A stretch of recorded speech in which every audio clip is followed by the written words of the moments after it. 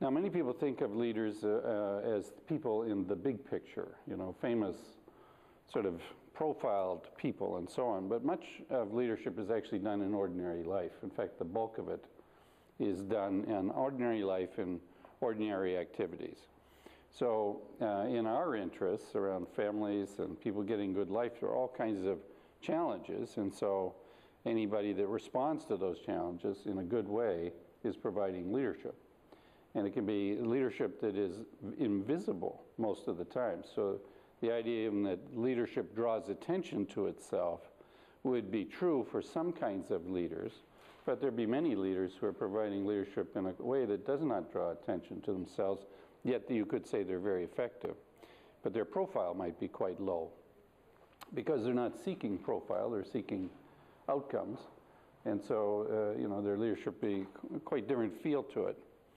And so much of leadership is actually not dramatic, earth-shattering in that sense, but is nonetheless impactful.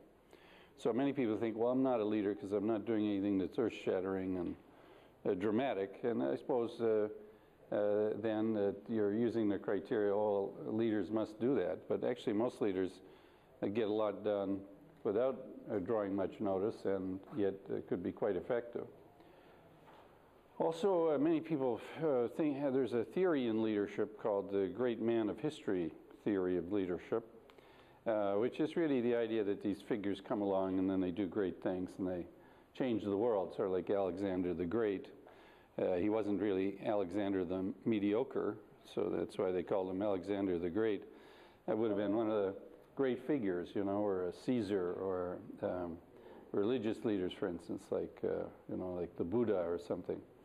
So, but this is really, of course, the great man theory of leadership really presumes, first of all, that there's only men, which makes it a bad theory from the get-go, because you could have the great woman of history leader, and Golda Meir really would have been a great figure in the founding of the State of Israel.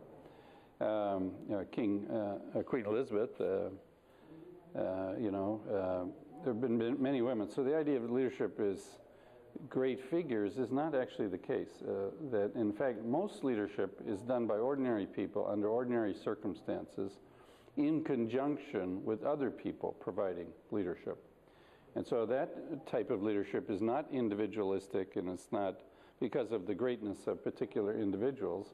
It is really what would be called collective leadership. And that is that people join up together and get something done. So that's actually the more common type of leadership, that people join up with others to solve a problem.